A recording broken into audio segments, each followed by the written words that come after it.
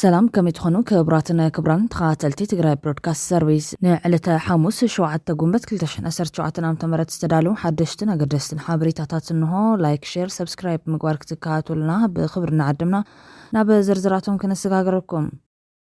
أمريكا أب قداي حوحات طالق آنمتا وسينام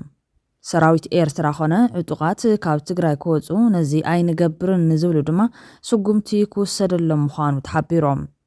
أيتا جيتاتشو عصفام أبالي ماخلا كوميتي حوحاتن نبر حلافي دحنة إثيوبيان أسمرا متاو تاوريو بوليس فيدرال ناب تقراي كم زعتو أمسيلهم استزرقو حمسلثات حاسوت مخانم ترقاقيتهم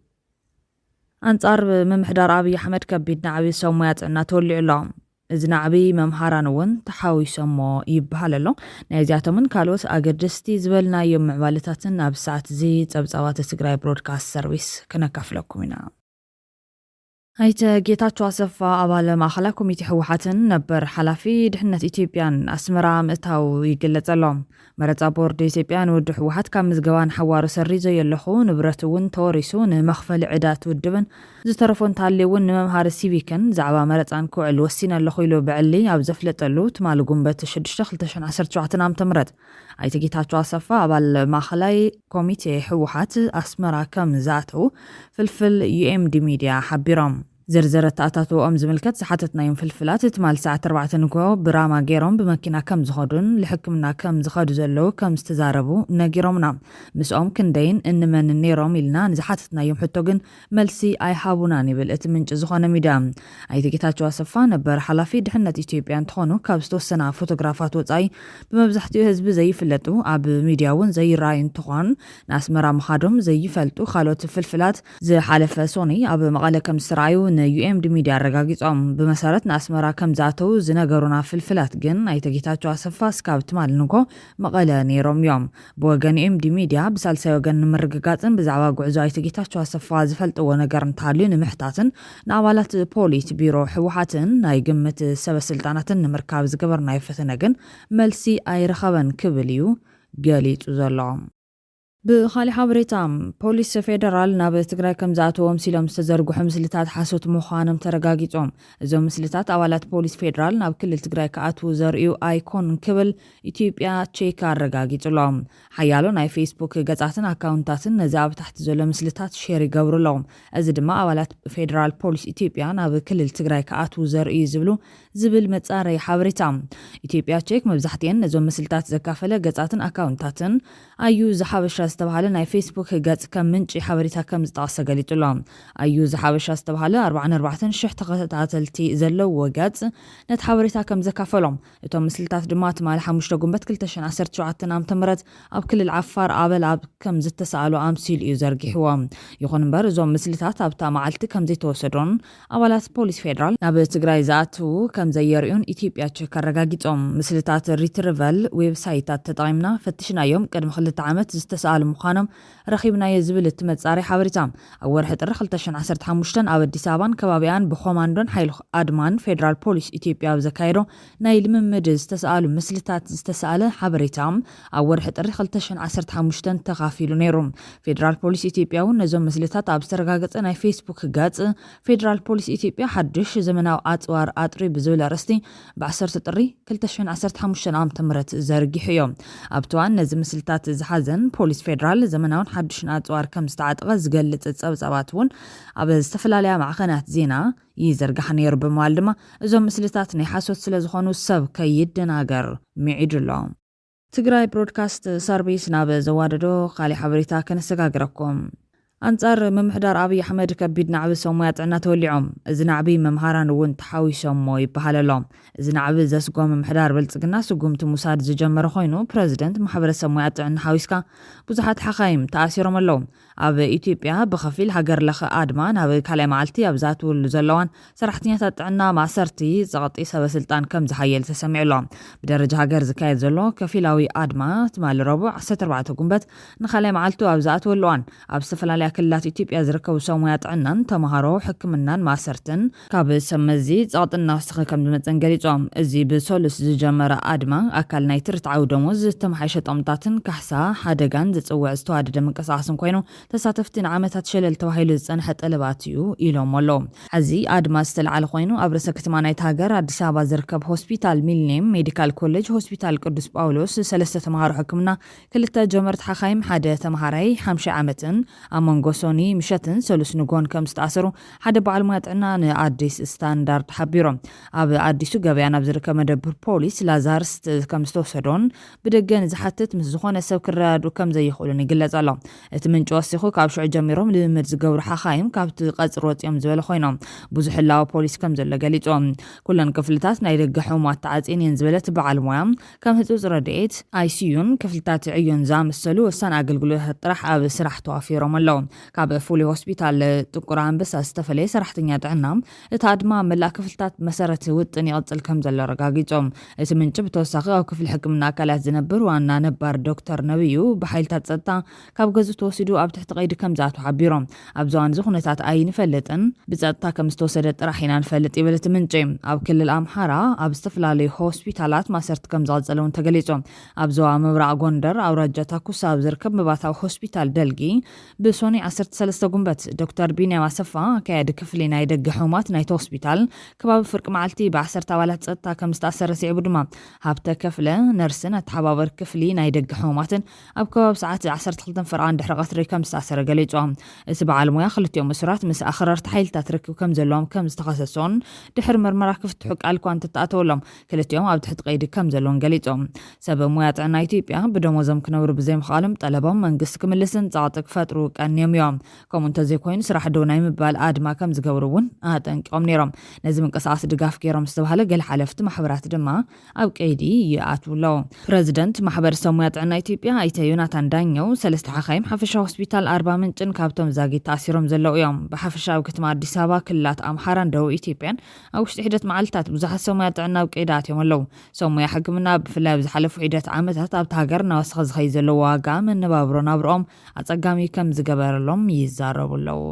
ይሄ የነጩ አብዮት ዳርዳር እያለ ነው መምራን ሲቀላቀሉት በተለይ ነጩ አብዮት ተብሏል ጓንን መነሻ ያደረገ ነው መምራንም ጓን ያረጋሉ የጤና ባለሙያዎችም ነጭ ጓን ያረጋሉ ከዚህ ጋር ተያይዞ ነው እንግዲህ ነጩ አብዮት የሚል ስያሜ እየተሰጠው የሚገኘው ምን እየተባለ ነው በየአቅጣጫው ዛሬ በሆስፒታሉ አካባቢ እንቅስቃሴ በማድረግበት ሰዓት ህብረተሰቡ የሞተበትን ሕክምና አገልግሎት የፈለገ ቤተሰብ ይዞት የሄደ በአምቡላንሶች እንቅስቃሴ ስለማያደርጉ በግል መኪና በራይድ በተለያዩ መኪኖች ወደ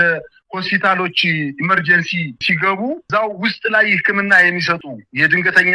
ክፍል ክፍት ቢሆንም ነገር ግን የጸጥታ ኃይሎች ሕክምና የለም በማለት ህብረተሰቡን ሲያጉላሉ ነው የተመለከትኩት በአጠቃላይ ግን ይሄ የነጩ ጋውን አብዮት በተሳካ ሁኔታ ተካሂዷል ነገም ይቀጥላል ምናልባትም ከትናንትናው እጅግ በጣም በተሻለ ሁኔታ አድማው ሙሉ በሙሉ ተተግብሯል ማለት ይቻላል በተለያዩ ክልሎችም የደረሰኝ መረጃ ይሄን ነው የሚያመለክተው አዲስ አበባ ምን የተዛወረ ባየሁባቸው ሆስፒታሎችና ጤና ጣቢያዎች ላይ ምንም አይነት አገልግሎት የለም በአፍሪካ ህብረት አካባቢ የሚገኘው የጤና ጣቢያ ላይ እንዲሁ ገብቼ ለመመልከት ያለው በዚህ ጤና ጣቢያ ላይ ምንም አይነት አገልግሎት የለም ከዘበኞቹ ውጪ ሌላ የጤና ባለሙያ በቦታው እንዳልነበረ ውስጥ ገብቼ ለማየት ሞክሬያለሁኝ በአጠቃላይ ግን ህብረተሰቡ እጅግ በጣም ደስተኛ ነው ጉዳት ቢኖረውም ሕክምና የሚያገኙ ሰዎች ከፍተኛ መንገላታትና የሕክምና አገልግሎት ማግኘት ባይችሉም የነገን ተስፋ በማድረግ እኛ ከነዚህ ወገኖቻችን ጎን ነን ስለዚህ ልንተባበራቸው ይገባል በማለት ሐሳባቸውን እየሰጡ ነው የሚገኙት ነገር ግን አሁን መንግስት ያንዳንድ ምናልባትም ከ1000 ከ2000 ሐኪሞች 5 እና 6 ቢሆኑ የሆስፒታል ዳይሬክተሮችን አስተዳደሮችን ሌሎችንም የጸጥታ ኃይሎችን ጋውን አልብሶ ዶክተር በማስመሰል ቅስቀሳ እያደረገ ነው በየቦታው እኛ መንግስት ማስተካከያ እናደርግላችኋለን ጥያቄዎቻችሁ በመንግስት ከፍተኛ ኃላፊዎች እየታየ ነው በአጭር ጊዜ ውስጥ መልስ ስለሚሰጥ ተመለሱ ተብሏል እኛ ከዚህ ሆስፒታል የምንሰራ ዶክተሮች የጤና ባለሙያዎች ጤና መኮንኖች ነንና ተመለሱ እየተባለ በየሰፈሩ እየተከደ አድራሻቸውን ከሆስፒታል በመውሰድ የቤት ቁጥራቸውንና ስልክ ቁጥራቸውን በመያዝ በየሰፈሩ የጤና ባለሙያዎች ወደ ሕክምና ማዕከላት እንዲመጡ ትናንትና በመሳሪያ ሲያስፈራራ የነበረው ዛሬ ተንፍሶ መንግስት ተንፍሶ ልመና ላይ ነው የሚገኘው ኣሜሪካ ኣብ ጉዳይ ሕወሓት ጣልቃን መታወሲና ምስ ኤርትራ ዝግበር ርክብ ክቋረጽ ምስ ምምሕዳር ብልጽግና ብትሕቲ ትዕዝብቲ ኣሜሪካ ዝተፈረመ ስምምዕ ክትግበር ሰራዊት ኤርትራ ኾነ ዕጡቓት ካብ ትግራይ ክወጹ ነዚ ኣይንገብርን ንዝብሉ ድማ ስጉምቲ ክውሰደሎም ምዃኑ ብወግዒ ይግለጽ ኣሎ። ቦርድ መረጻ ኢትዮጵያ ትማሊ ጉንበት ፍቓድ ህዝባዊ ወያነ ሓርነት ትግራይ ሕወሓት ሰሪ ዘለኹ ኢሉ እዮም። እቲ ቦርድ ኣብ መግለጺኡ ምስራዝ ሕወሓት ዝህልዎ ሰዓብን ብዝምልከት አንቀጽ 69 ኣዋጅ 1161 እዝባር 2011 ኣብ ልዕሊ ሕወሓትን መራሕቱን ክፍጸም ከም ዝወሰነ ይገልጽ። በዛ አንቀጽ መሰረት መራሕቲ ሕወሓት ብሽም እዚ ፓርቲ ከይንቀሳቐሱ ይክልክል። ሃፍቲ ናይቲ ውድብ ድማ ንመሸፈኒ ዕዳታቱ ይውዕል ክብል ይድንግግ። ዕድኡ ሸፊኑ ዝተርፍ ገንዘብ ንብረትን ድማ ብትእዛዝ እቲ ቦርድ ተወሪሱ ንመምሃሪ ስነ ዜጋን መረፅትን ከም ዝውዕል ይድንግግ። ቦርድ መረፃ ኢትዮጵያ ዝብል ልዕሊ ሕወሓት ክፍጸም ወሲኑን ተግባራውነቱ ድማ ንሚኒስትር ፍትሒ ንሕወሓትን ህዝብን ከም ዝገድፎ እዩ ገሊጹ ዘሎ። ድሕሪ ዝውሳነ ብዙሓት ሕቶታትን ርእቶታትን ዘበገሰ ኮይኑ መንግስቲ ፌደራል ብዕሊ ውዕሊ ፕሪቶሪያ ኣፍሪሰዮ ኣለኹ ደጊም ምስ ሕወሓት ዝበሃል ውድብ ዝግበር ርክብ ጠጦ ቢለ ኣለኹ ኢሉ ክሳብ እዚ ኣወጆም ቦርድ መረፃ ሰረዘ ኣይሰረዘ ኣገደ ዘምፅኦ ለውጢ የብሎን። ፈጸምቲ እቲ ውዕሊ ፌደራል መንግስትን ሕወሓትን ምዃኖም ዓለም ዝፈልጦ እዩ ዝብል ገዛ ሓሳብ ኮይኑ ጸኒሑ እዩ። ውይዳ መሪሕነት ሕወሓት ንስልጣን ክቀዳደሞም እቲ ኸይዲ ኣበላሽዮም እምበር ሕዚ እውን ናብ ፖለቲካዊ ልዝብ ክእቶ ውዕሊ ፕሪቶሪያን ከይተሸራረፈ ክፈጸም ወረርቲ ሓይልታት ኣምሓራን ኤርትራን ካብ ሉዓላዊ ግዛት ትግራይ ክወፁ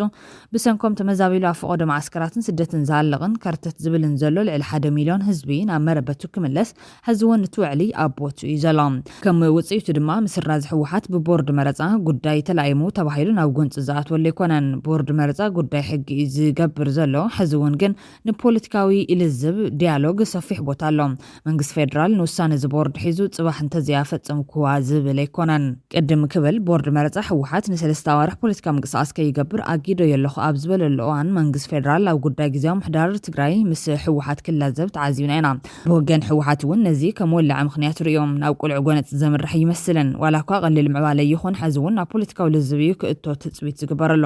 ቀደም እውን ብሕጓ ምስ ኣብዪ ኣሕመድ እናተራኸቡ ኣራኺሶም ወንበር ድሕሪ ውዕሊ ፕሪቶሪያ ናብ ግሉፅ ፖለቲካዊ ልዝብ እዩ ክእቶ ነይርዎም። ሕዚ እውን ጉዳይ ሕጋውነት ሕወሓት ካብ ጉዳይ ሕጊ ንላዕሊ እዩ ኣሸመጋልቲ ፕሪቶሪያ ተሓዊሶምዎ ናብ ልዝብ ክኸይዱ ትፅቢት ዝግበረሎም። ምኽላእ ኣፍልጦ ቦርድ መረፃ ኢትዮጵያ ኣብ ልዕሊ ሕወሓት ብቐጥታ ውዕል ፕሪቶሪያ ዘፍርስ ኣይኮነን ዝብል ገዛ ሓሳብ እዩ እምበር ኣሜሪካ ተጸምቢራቱ ዘላ።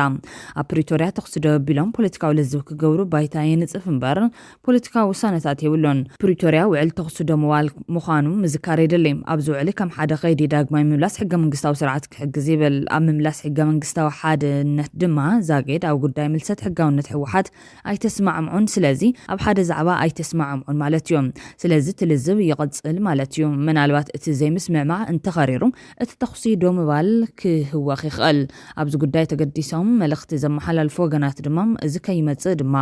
ኩሉ ከክእጃሙ ከበርክተሎ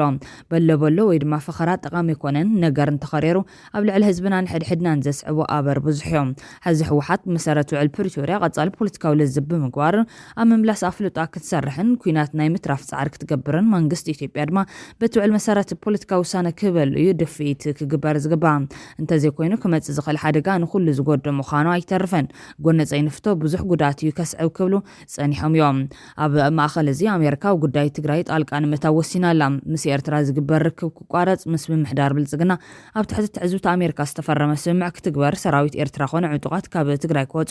ነዚ ንገብርን ንዝብል ድማ ስጉምቲ ክውሰደሎ ምዃኑ ብወግዒ ይግለጽ ኣሎ። ስምምዕ ፕሪቶሪያ ኣብ ዝተንጠልጠለ ኮይኑ ከም ዘሎ ክኢላ ፖሊስ ኣሜሪካ ንኣባላት ሴኔት ገሊጾም። ኣብ መንጎ ኢትዮጵያን ኤርትራን ዝጓሃድ ዘሎ ኩነታት ብኣንኩር ይከታተሉ ከም ዘሎ ይሓቢሮም። ኣብ ምብራቕ ኣፍሪካን ቀርኒ ኣፍሪካን ዘተኮረ ናይ ሴኔት ኮሚቴ ርክባት ወጻኢ ከም ዝተኻየደ ኣብ ዝተኻየደ መስርሕ ምጽራይ ሚሸል ጋቪን ካብ ቤት ምኽሪ ርክባት ወጻኢ ነቲ ኣብ መንጎ ኢትዮጵያን ኤርትራን ዘሎ ዝተሸርሸረ ኩነታት ሰላም ካብ ዘይሙሉእ ኣተገባብራ ስምምዕ ፕሪቶሪያ ዝብገስ ምዃኑ እያ ኣረጋጊጻ። ህልውይ ኩነታት እቲ ስምምዕ ተንጠልጢሉ ከም ዘሎ እውን ገሊጻ ኣላ። ኣሜሪካ ነቲ ኣብ መንጎ ኢትዮጵያን ኤርትራን ዘሎ ዝተጓሃረ ዝመስል ኩነታት ንምፍታሕ እንታይ ግብራዊ ስጉምታት ክትወስድ ኣለዋ ንዝብል ሕቶ ሴኔተር ቫን ሆለን ኣብ ዝሃበቶ መልሲ ሚሸል ነታ ኣቐዲሙ ብጆሹዋ መሰርቪ ካብ ትካል ሓድሰን ኢንስቲትዩት ዝለዓለ ነጥቢ ከም ትድግፍ ኣረጋጊጻ።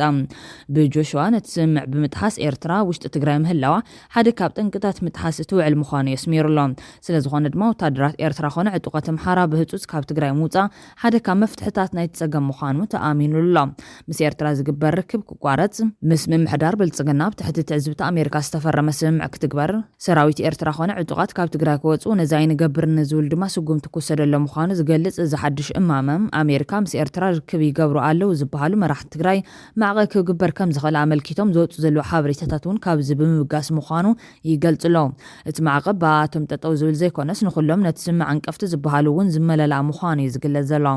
ኣሜሪካ ብልዕሊ ወታደራዊ ኣዘዝትን ፖለቲከኛታትን ማዕቀብ ከም እትገብር ዘኢኮኖሚስት ይጸብጺቡ ትኩረት የሚገባው ሌላ ጉዳይ በኢኮኖሚስት መጽሔት ያስተጋባው የአሜሪካ ስቴት ዲፓርትመንት በተመረጡ በትግራይ ውስጥ ጦርነት ለመለኮስ እና በጊዜያዊ አስተዳደሩ ላይ መፈንቅለ መንግስት ያካሄዱ የተባሉ ፖለቲካዊና ወታደራዊ መሪዎች ላይ ማዕቀብ ሊጣል እንደሚችል ንብረት ማገድንም ጨምሮ ሌሎች የተለያዩ በአሜሪካ የውጭ ጉዳይ ፖሊሲ ማስፈጸሚያ ቱሎች ውስጥ ባሉት አማራጭ እርምጃዎች መሰረት የተመረጠ ማዕቀብ ሊኖር እንደሚችል የጠቆመ ዘገባ መውጣቱ ነው። ይሄ በጣም የሚያስገርምም at the same time ደግሞ ፍጥነቱ ነው የሚያስገርመው። ግን ደግሞ የደብረጽዮን ህወሓትና አብረውት የተሰለፉት ወታደራዊ መሪዎች እየፈጸሙ ያሉትን ስህተት ለመፈጸም እጅግ ከባድ የሆነ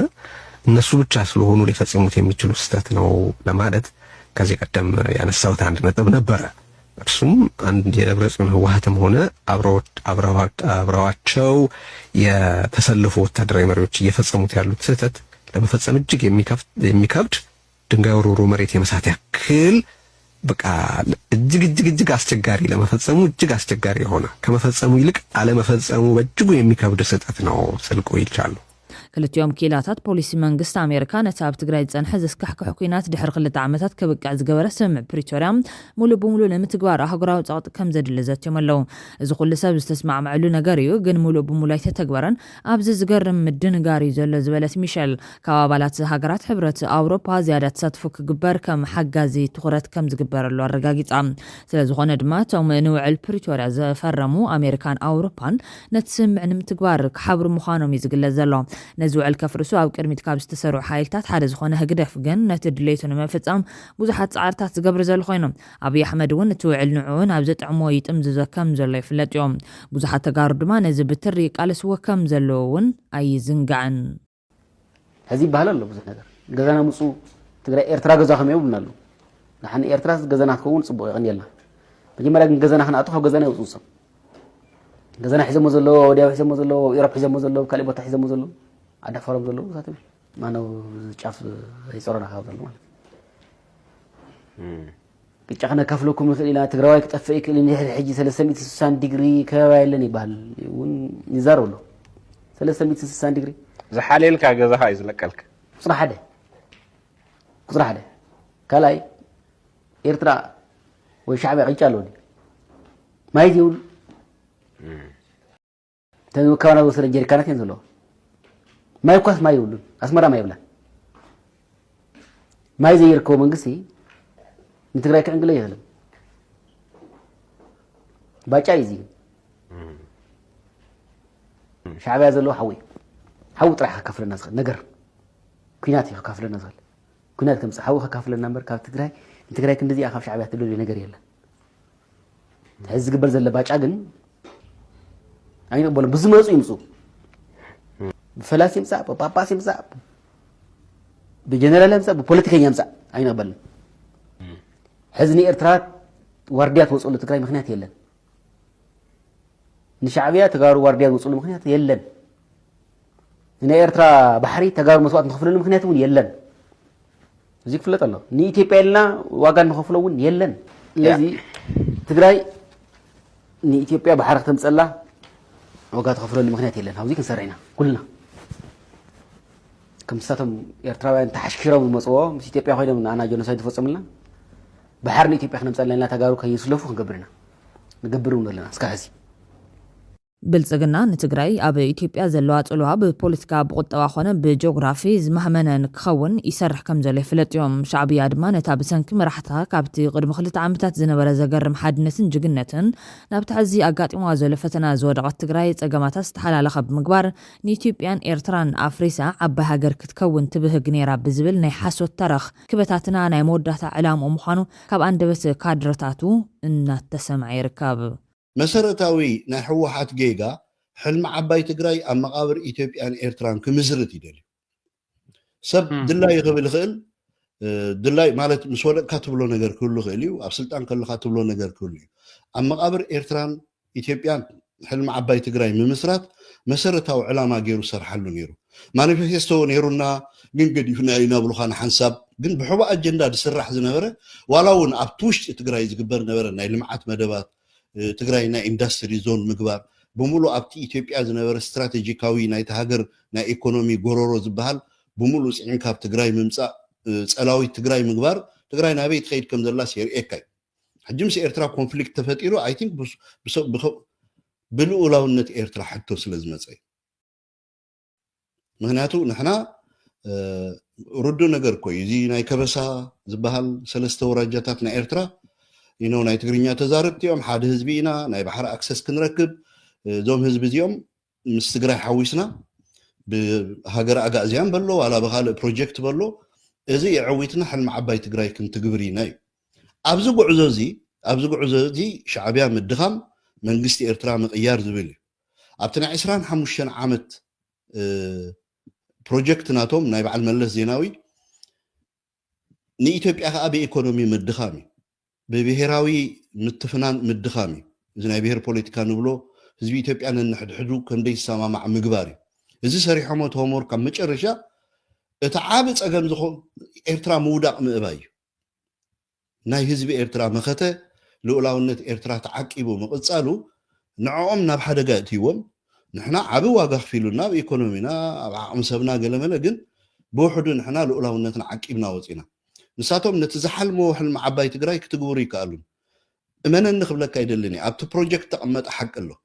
ኣብ 2018 እቲ ናዕቢ ናይ ቄሮ ኦሮማራ ዝበሃል ገለመለ ናዕቢ ደፊኡ ምስ መፀ ብዙሕ ኩናት ኮ ተኻየደን ናይ 4 ኪሎ ስልጣን ገዲፎም ኮውፅስ ብዙሕ ኩናት ኣይተኻየደን እርዳካሉ እቲ ምክንያት ዘይተኻየደሉ ትግራይ ኣብ ቀርኒ ኣፍሪቃ ክወዳደሮ ዝኽእል ሰራዊት የለን ብጀካ ናይ ትግራይ በፅዋር በሎ ብዓቕሚ ሰራዊት በሎ ብኢኮኖሚ ከማን ከይተረፈ ትግራይ ናይ ኢንዱስትሪ ዞን ጌርና እያ ኢና ስለዚ ትንክፈና የለን ኢሎም እዮም ሳምሶናይቶም ሒዞም መቐለ ኸይዶም በር ስልጣን ናይ 4 ኪሎ ኣትሊስት ብድርድር ትገድፎ ብእንካን ሃባን ትገድፎ እቲ ካይዳ ዝረኣናዮ ግን ልሙድ ናይ ኣፍሪቃ ካይዳ ኣይኮነን ብዝኾነ እቲ ዕላማ ግን ኣባ ወጣባ ከተነፅረ ዝያዳ ሓደ ግዜሲ ህወሓት ናይ ቀስ ዝበለ ሞት እንዲፅበዮም ነይሩ ናይ ኣብ ሞት ናይ ህወሓት ኮይና ኢና ንዛረብ ዘለና ኣብይ ኣሕመድ ቴክኒካሊ ቀቲልዎም እዩ እምዲስ ህወሓት ሲ ንኣብነት ከምዚ I always thought they are smart ህወሓት ፖለቲካዊ ኤሊት ካብዚ ዝዛረብዎን ዝኸድዎን ዘለዉ ሲ ገለ ሰብ ዘይፈልጦ ታክቲክ ዘለዎም ኮይኑ ወይ እውን ስልቱ ዘለዎም ኮይኑ ይስማዕ ነይሩ but I think they don't የብለውን ምክንያቱ ከምታ ትብላፀናካ كتحزكي با كتملسا قد زياده وطبا دحان كتحزكي بخمي كم تملسا كحتى كذا لي لغانه دي فلطا نغير سلازلا سو كاب تيناي قيرو كوصوم كله زغرم كبي يرنا هي 27 عمت بوليتيكاو سلطان زلوسي حافيلن مغلا خيد كم تاتبلاصناكا مي بحيلو سلازنبروم قلمليو الكانيركا كد حزسا اباخت ملسا دلي سلازلغيو ግን እቲ ቦርሶም ሒዞም ሳምሶናይት ሒዞም መቐለ ኸይዶም ኢልካዮ እቲ ውግብ ካልኩሌሽን ምግባር እውን እንተሪኻዮ ከምቲ ካብ ኣዲስ ኣበባ ዝወደቕዎ እቲ ኩናት ኣበጋግሳናቱን ኣወዳዳእናቱን ሓዞ ድሕሪኡ ድሕሪ ኩናት ድሕሪ ፕሪቶሪያ ዝኸድዎን ሕጂ ብዛ ሞመንት በፂሖሞ ዘለውን ሲ እስኪ ኣተሓሒዝካ ብቅዓት ናቶም ናይ ህወሓት መራሕቲ ፖለቲካሊ ኢኮኖሚካሊ ስትራቴጂካሊ ሪኦም ዓባይ ትግራይ ድዮም ሓሲቦም ንእሽተይ ትግራይ ድዮም ሓሲቦም ዓባይ ትግራይ ኣበይ በፂሓላ ወጂ ኣተሓሒዝካ ብቅዓት ናቶም እስከ በዚ ኩነታት ናይ ጌርካ ምስ ንስኻ ትፈልጦ ጌርካ ትፈርዶሉ ትኽእል ነጥቢ ስለ ዘሎ እስከ ትፍርድኻውን ክንሰምዕ ሕጂ ኩሉ ግዜ እንዲ ኣነ ዝዛረቦ እዚ ብቕዓት ናይቲ መሪሕነት ምክንያቱ ከምዚ ዓይነት ስትራቴጂ ከተውፅእ ከለኻ ሃገር ክትፈጥር እሞ ንክልተ ዝነበረ ሃገራት ኣፍሪስካ ናት እስኻ ተሓልማ ሃገር ክትፈጥር ተኾንካ ብጣዕሚ ኤክስትሪምሊ በሊሕ ዝኾነ መሪሕነት ወይ ብቑዕ መሪሕነት የድልየካ ማለት እዩ ናይ ሕወሓት እቲ ዝዓበየ ውድቀቱን ጉድለቱን ኣብቲ መሪሕነት ይኮተራ እዩ ሊደርሽፕ እዩ ነዚ ክትግብሮ ሳይከኣለን ልክዕዩ እዞም ሰባት እዚኣቶም እቲ ዓምሪ ማለት ሓደ ግዜ ኣብ ኣስመራ ኣብ ቤተ መንግስቲ ኣስመራ ወኪል ፕሬዚደንት ከቐምጡ ወዲኦም እዮም ኣነ እኮ ኢትዮጵያ ኣለኹ ግዜያዊ መንግስቲ ግዜያዊ መሰጋገሪ መንግስቲ ኤርትራ እኮ ዓዲግራት ቆይሙ እዩ ፕሬዚደንት ምክትል ፕሬዚደንት ሚኒስትር ፋይናንስ ሚኒስትር ትምህርቲ ወዘተ እኮ ወዚዖም ወዲኦም እዮም ታተርፍ ነበረት ወታደራዊ ኦፕሬሽን እያ ኣስመራ ምእታው እያ ነይራ ኣስመራ ወዲኦም ዓለም ተወግዞም ዶ ተወግዞምን እቲ ዓለም ብፕሪንሲፕል ነቲ ናይ ሬጂም ቼንጅ ፕሮግራም እንዳደገፈት ተኾላ ንመለስ ዜናዊ ዓገብ ትብሎ ኣይመስለንን ምክንያቱ ዊን ዊን ሓቀይዶ ኣስመራ ኣትዮም መንግስቲ ቀይሮም ሓደ ምስሌነ ክገብሩልካ እዮም እቲ ምስሌነ ካብ መቐለ ዝመሓደር እዩ ናይ ኤርትራ ጉዳይ ወዲኦም ኣለዉ ሸ ህወሓት ኩሉ እቲ ዝገብሮ ዝነበረ ባህሪ ቀይሩ ሓድሽ ሕልሚ ክህልዎ ይኽእል ዝብል ሓሳብ ስለ ዘለዎ ድዩ ወይስ ድሕሪ ሕጂ ህወሓት ኣብ ኢትዮጵያ ከይዱ ነቲ ናይ ቀደም ዝነበሮ ስልጣን ክህልዎ ስለ ዘይክእል ንሕጂ ዓቢት ስጋትና ዘሎ ንዓቢ ዝኣልግ ሳብ ዝኾነ ታክቲካሊ ክልቴና ዊን ዊን ኮኦፕሬሽን ኣለና ምክንያቱ ኣብይ ኣሕመድ እቲ ቀንዲ ዴንጀር ኣብ 4 ኪሎ ዘሎ ህወሓት እውን እንተተመልሰ ናይ ቀደም ሓይሊ ክህልዎ ይክእልኒ እንታይ ክኸውን ይኽእል ካልኩሌሽን ናይ መንግስቲ ኤርትራ ምስ ህወሓት ክፀምድ ዝገበሮ ናይ ኣብይ ኣሕመድ ስጋት ድዩ ናይ ህወሓት ህልው ኩነታት ኣንቢብካ ህወሓት ኣብ ሓደጋ ወዲቕዎ ዘሎ እሞ ህወሓት ምጥፋእ ድማ ንኤርትራ ነቲ ክመፅእ ዝኽእል ሓደጋ ዘጋድድ ክኸውን ከም ዝኽእል ስለ ዝገመተ ድዩ እስከ ብወገን ኤርትራ ግምትና ትካበና I think እንታይ መስለካ ኣብ ትግራይ ዘሎ ናይ ፖለቲካ ብዙሕ እዩ ዘሎ ግን ኣብ ሕወሓት ጥራይ ተወዲቕና ታርእስቲ እታ ፅብቕቲ ምልእቲ ስእሊ ትህበና ይመስለኒ ኣነ ብዝሪኦ ድከታተሎ ማለት እዩ ኦልሬዲ ናይ ትግራይ ፖለቲካ ኣብ ክልተ ተገሚዑ እዩ ተገሚዑ ጥራይ ደይኮነ ብውልቀ ሰባት ኣይኮነን ብዘርኢ ብዓልየት ደረጃ ኣብ ክልተ ተገሚዑ እዩ ንፍቶ ንፅላእ ማለት እዩ እዚ ደቡብ ሰሜንን እዩ ኣብ ክልተ ተገሚዑ ብርኡይ ዋላ ተሰላልፋ እቶም መራሕቲ ኣብኡ ዘለዉ ንሪኦም ኣለና ዋላቶም ኣዲስ ኣበባ ጥቕሊሎም ዝኸዱ ምስ ፌደራል መንግስቲ ሳዕ ሽመት ተዋሂብዎም ዘለዉ እሳቶም እዮም ሕጂ ሕወሓት ትብል ከም ልምዲ ትግራይ ንሪኣ ንኸውን ግን ሕወሓት ክቕፅል ዝደልይዎ ክፋል ሕብረተሰብ ናይ ትግራይ ከዓ ኣለዎ ማለት እዩ ቢኮዝ ሕወሓት ትእንኮ ዋሕስና ኢሎም ዝኣምኑ ማለት እዩ ሕወሓት ጉድለት ኣለዎ የብሉን ብቕዓት ኣለዎ የብሉን ኣብ ዝብል ብዙሕ ዝሰማምዕሉ ዘይሰማምዑ ነገር ክህልዎም ይኽእል እዩ ግን ብሓፈሻ ሕወሓት ን50 ዓመት ዝኸደ ውድብ ስለ ዝኾነ ጉድለታቱ ኣሪምና መሪሕ ውድብ ናይ ትግራይ ኮይኑ ክቕፅል ኣብዚ ሕጂ ትግራይ ክንብል ከለና ዓይነት ትግራይ ትብል ኢሹስ ትመፅያ ከመይም ድምልሶ ኣይ ቲንክ ንዖም ዝግደፍ እዩ ብናተይ ክሪኣ ከለኹ ግን ሕወሓት ኣይምን ትግራይ ድሕሪ ሕጂ ከምቲ ኣነ ንስኻ ንፈልጣ ወይ ህዝቢ ኤርትራ ንፈልጣ ዝነበረት ትግራይ ኮይና ክትቅፅል ኣይትኽእልን ዋላ መጨረሻ ደረጃ ሕጂ እሰማምዑ ኣይሰማምዑ ብዘይገድስ እቶም ብደቡብ ሸነኽ ዘለዉ ደቂ ትግራይ በቲ ሕወሓትን ቲዲኤፍን ሒዝዎ ዘሎ ሃገር ናይ ምዃን ሓሳብ መደምደምታ ኣዘሲ ጀነራላት በሎም ዋላ ኣመራርሓ ናይ ሕወሓት ፍፁም በቲ ፌደራል መንግስቲ ኣብ ትሕቲ ኢትዮጵያውነት ኣብ ትሕቲ ሕገ መንግስቲ ዝኸይድ ነገር የለን መጀመርያ እዛ ናይ ሎም መዓልቲ ፍርዲ ውሳኔ እንተሪኢኻ ናይቲ ምርጫ ኮሚሽን ናይ ፕሪቶርያ ውዕል ፕራክቲካሊ ኣፍሪስዎ ኣሎ ምክንያቱ ሓደ ሓንቲ ንህዝቢ ትግራይ ወኪሉ ሙሉእ ናይ ውክልና ስልጣን ዘለዎ ሕወሓት ሕጋዊ ውድብ ኣይኮንከን ደምሲሰካ ኣለኹ ኣባላትካ ንብረትካ ትካልካ ብሙሉእ ኮርሰ እየ ስለዚ የልኻን ምንቅስቃስ ተገይርካ ብሕጊ ክሓተካ እየ ሕጊ ማለት ከዓ ሕጊ እንተፍሪሱ ሕወሓት ስጉምቲ ኣሎ ስጉምቲ ማለት ወታደራዊ ይኸውን ካልእ ነገር የብሉን ስለዚ ተታፋኒኑ ኣሎ ማለት እየ በታ መንግስቲ ኤርትራ ዝበልካያ ከም መንግስቲ ኣክቲ ጌርና ከምዚ ይስምምዖም ክንብል እኳ ተደይከኣልና ብሓፈሻ ግን ሕወሓት ከምዚ ሓደ ክልተ ድብልዎ ሓንጊርካ ድሕሪ ሕጂ ኣብ 4 ኪሎ መንግስቲ ወይ በትረ ስልጣን ንምሃብ ዝግበር ሓሳብ ዋላ እንተሎ በቶም ሕወሓት የድብል እዚ ዝተወድአ ዝተዓፅወ ፋይል ኣይኮነን ሕወሓት ናብ 4 ኪሎ ክትመልሶ ሕጂ እዚ ፋኖ ዝበሃል ናይ ኣምሓራ ሓይሊ ኸማን መዓልቲ ቀኒዓቶ ሰሊጣቶ 4 ኪሎ ከኣቱ እንተኽኢሉ ኢትዮጵያ ትበሃል ኢምፓየር ክትቅፅል ኣይትኽእልና ወዲኣ ምክንያቱ ካልእ ሲናሪዮታት ወይ ካልእ ኣሰላልፋ ይክፍጠር ማለት ብውሕዱ ግን ሕወሓት ህልውንኡ ከረጋግፅ ህልውና እቲ እሱ ዘመሓድሮ ከባቢ ወይ ህዝቢ ትግራይ ንብሎ ዳሓናኡ ከለና ክቅፅል እንድሕር ኮይኑ እታ ዝነበረት ታሪካዊ ስሕተት ኣሪሙ ምስ ኤርትራ ክሰርሕ ክእል ኣለዎ ሕጂ ኣብዚ መልሲ ናይ መንግስቲ ኤርትራ መልሲ ናይ ሕወሓት እንታይ እዩ ዳይሬክትሊ ምዝራብ እኳ ተደይከኣልና ግን ኣብ ባይታ ንሪኦም ዘለና ሓቅታት ንሳቶም እዮም ሕጂ ትፅምዶ ትብሎ ዋላ ኣነንስኻ ንፈልጦ ዋላ ኣብ መሰረታዊቲ ናይ ፓብሊክ ዲፕሎማሲ ናይ ሚድያ ፅምዶ ናይ ገለ ይጀመር እምበር ቅድሚኡ ሕወሓት እዚ ነገራት እዚ ክመፅእ ከም ዝኾነ ስለ ዝፈልጥ እዚ ሰላልፋ እዚ ክፍጠር ምዃኑ ስለ ዝፈልጥ ጎናዊ ደገፍ ክረክብ ኣብቲ ንቡር መድረክ ክመፅእ ኣለዎ ሕወሓት ናይ ትማሊ ይኮነን በዚ ናይ ሕጂ ዘለዎ ሕወሓት ክንግምግሞ ክንክእል ኣለና ናይ ዓቕሚ ጉዳይ ከም ዝበልካዮ ዓቕሚ ኣለዎ ድዩ ዋጋእ ዲ ኣይዋጋእን ዝኾነ ስታክቲክስ ስለ ዘይብልና ክንዛረብ ኣይንኽእልና ብናተይ ብተመኩረይ ከምቲ ኣነ ዝፈልጦም ግን ኣብ ትግራይ ነዚ ብፌደራል መንግስቲ ክመፁ ዝኽእል ተፃብኦታት ናይ ብሓቂ ትዕላማ ተረዲእዎ ክምክትን ክስዕሮን ዝኽእል ዓቕሚ ብትግራይ ከም ዘሎ ግን ብርግፅ ነግረካ ኣለኹ ብዙሓት ምሁራት ናይ ትግራይ ዝብልዎ ኣክቹሊ ህወሓት ሕልምናቱ ናፃ ሃገረ ትግራይ ነይሩ ኣብቲ ቃልስናቱ ኣብ ደደቢት ከሎ ነታ ናፃ ሃገረ ትግራይ ትብል ናይ ህዝባዊ ግንባር ኣቃውማዩ ዕድል ከልይዎም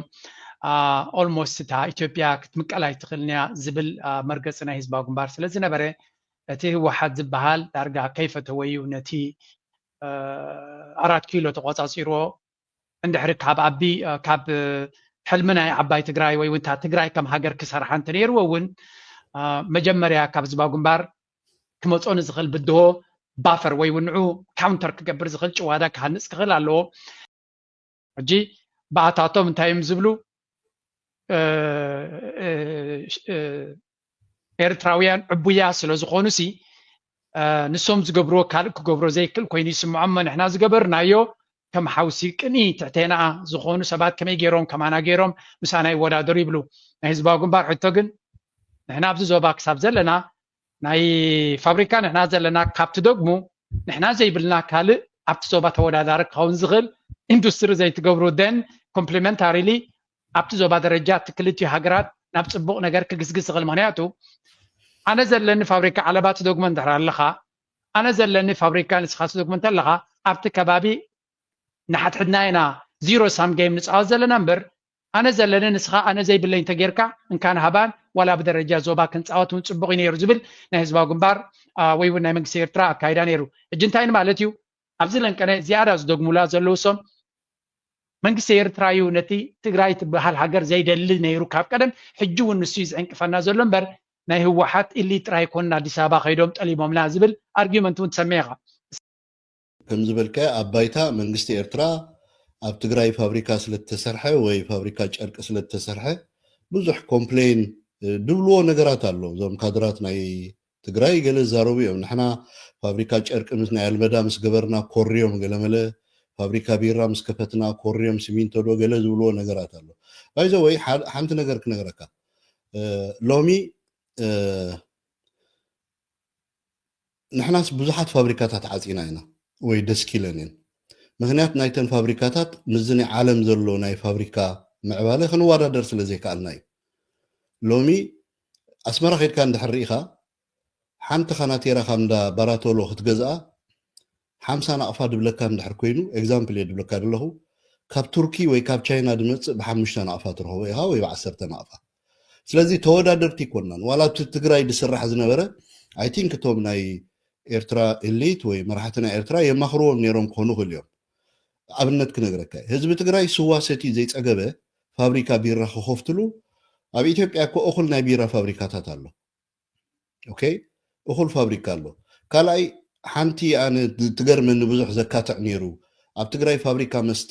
ልስሉስ መስተ ከፊቶም ኣብታ ጥቃኦም ትርከብ ደሴ ድማ ልዕሊ 53 ዓመት ዝገበረ ፋብሪካ ለስላሳ መስተ ኣሎ በዓል ምሪንዳ ገለመለ ፔፕሲ ገለ ማለት እዩ ድሓር ኣላሙዲ ዝገዝኦ ሕጂ እዛ ኣብ ደሴ ዘላ ፋብሪካ ለስላሳ ነተን 4 ክፍላተ ሃገራት ኣብኡ ደለዋ ኢንክሉድ ትግራይ ማለት እዩ ዲስትሪቢሽናል ማለት እኹል ምህርቲ ኣሎ እኹል ተርፍ ኣሎ ሕጂ ብመንፅር ኢኮኖሚ ህዝቢ ትግራይ ተሪኢኻ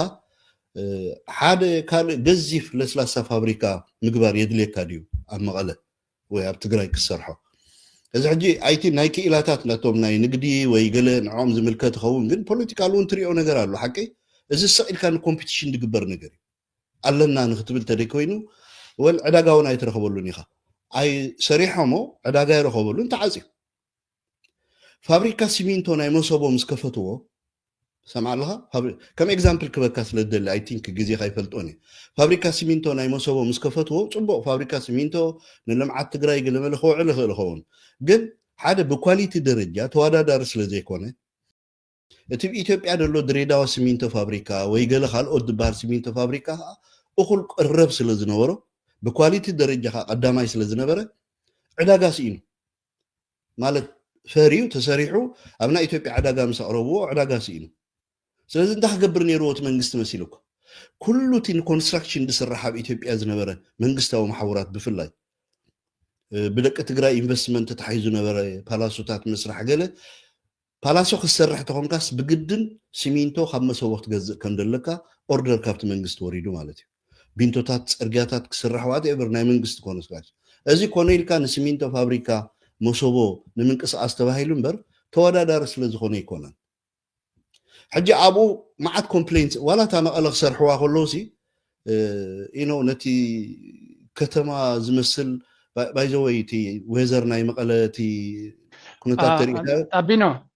አንከር ክገብረካ እንዴ እቲ ናይ ቁጠባ ፖሊሲ ናቶም ኢዝ ኣክቹሊ ድሓን ንግደፎ ንሶም ኢንዲፐንደንት እንዲዮም ሞርቲ ኣብ ፖለቲካል ዝያዳ ከምዚ ንዓታቶም ገለ ከይመስሎም ሕጂ ኣነ ብመንግስቲ ኤርትራ ከምዚ ተፅዕኖ ዝተገብረሎም ኣይመስለንን ክዘርቡ ሰምዖም ኢኻ ግን ወላ ሓንቲ ኤቪደንስ የለን ማለት ሃለቃ ፀጋይ መፂስ ንሕና ኣልመዳ ስለ ዝሰራሕና ክወርዮም መራሒ ሻዕብያ ኣይሚን ጀነራል ስብሓት መፂስ ከምዚ ኢሉና ፈኪሩ ቦምቢ ጌርና ከነንድዶ ኢና ኢሉና ገለ ድብልዎ ነገር ኣሎ ኣነ ግን መብዛሕትኡ ግዜ እዚ ኤቪደንስ ዝረኽበሉ ነገር ስለ ዘይኮነ ማለት ቤላቤለው እዩ ክቡራትን ክቡራንን ተኸታተልቲ ትግራይ ብሮድካስት ሰርቪስ ነሰዓት ዝተዳለው ሓደሽትን ኣገደስትን ሓበሬታታት እዚኦም ይመስሉ ላይክ ሼር ሰብስክራይብ ምግባር ስለትከታተሉና ኣዝና ንመስገን